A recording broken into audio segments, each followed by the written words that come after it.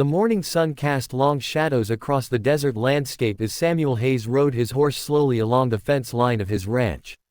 He had been checking cattle for the better part of 2 hours when he noticed something unusual beneath the old cottonwood tree that had stood on his property for longer than he had been alive. At first he thought it might be an injured animal, but as he drew closer his weathered face creased with concern.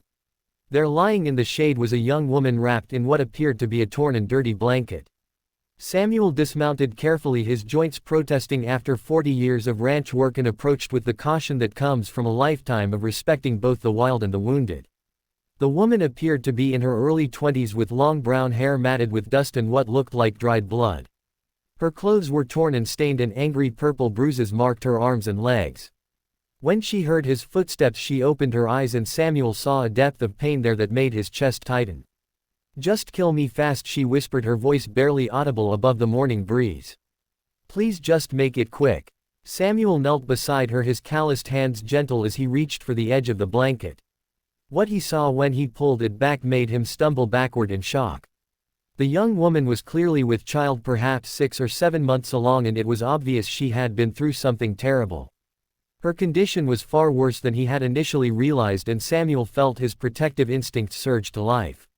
"No, young lady," he said softly, his voice carrying the same tone he had used when his own children were small and frightened. "Nobody is going to hurt you here. My name is Samuel Hayes and this is my land.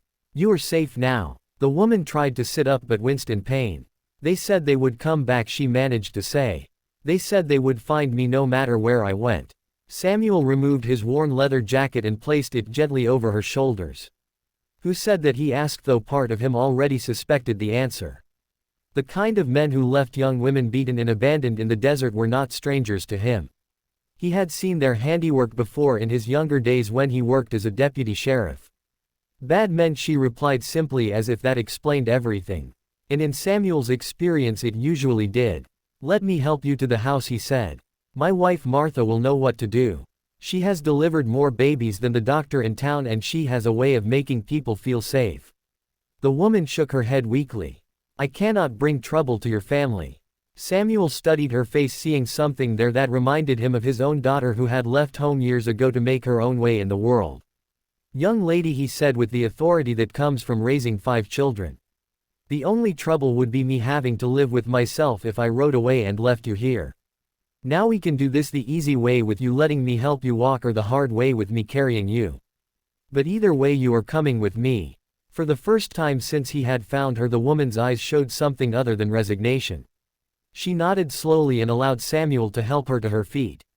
The walk to the ranch house took nearly 20 minutes with frequent stops to rest. Samuel's horse followed behind them like a faithful dog, and Samuel found himself talking to fill the silence. "I have been on this land for 32 years," he told her.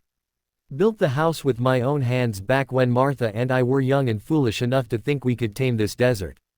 We raised 5 children here and buried 2 parents. This land has seen joy and sorrow, birth and death. But it has always been a place where people can start over if they have the courage to try." When they finally reached the house, Martha Hayes took one look at the young woman and immediately took charge. She had Samuel carry their unexpected guest to the spare bedroom while she gathered clean clothes and medical supplies. Martha had the kind of wisdom that comes from raising children and caring for neighbors in a place where help was often hours away. "What is your name, dear?" she asked as she gently cleaned the woman's wounds. The young woman hesitated for a long moment. "Elizabeth," she finally said. "Elizabeth Turner." "Well, Elizabeth," Martha said with the warmth that had drawn Samuel to her 40 years ago. "You are among friends now." These next few weeks passed slowly as Elizabeth recovered her strength. Martha tended to her injuries with the skill of someone who had dealt with everything from broken bones to difficult births. Samuel made sure the ranch hands knew to keep an eye out for strangers, and he quietly let it be known in town that anyone looking for a young woman would find themselves unwelcome. Elizabeth gradually began to share pieces of her story. She had been traveling west with a man she thought loved her when they fell in with a group of outlaws. When she discovered she was with child, the man abandoned her to the mercies of men who had no mercy. They had kept her as a captive and plaything until she managed to escape one night when they were too drunk to notice. She had been walking for 3 days when Samuel found her.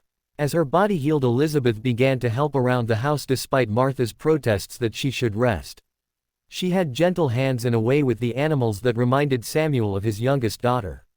More importantly, she had a spirit that refused to stay broken despite everything she had endured. The baby came on a cold October morning just as the sun was painting the mountains pink and gold. Samuel paced the kitchen while Martha worked with Elizabeth in the bedroom.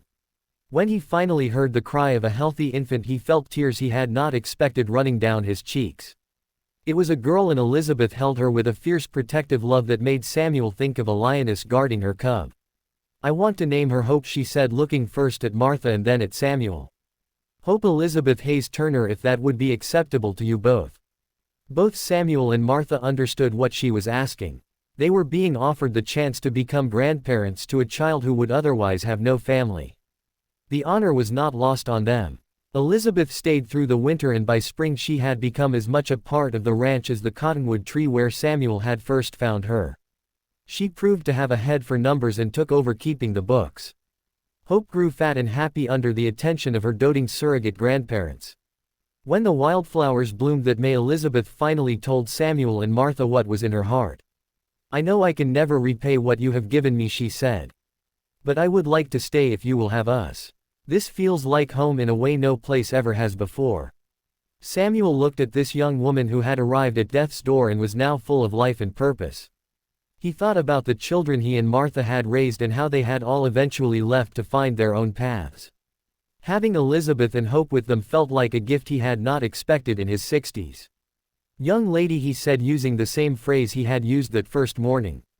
"This has been your home since the day I found you under that old tree. We would be honored to have you stay as long as you want." Years later, when Samuel was in his 70s and his hair had turned completely white, he would often sit under that same cottonwood tree with Hope playing at his feet.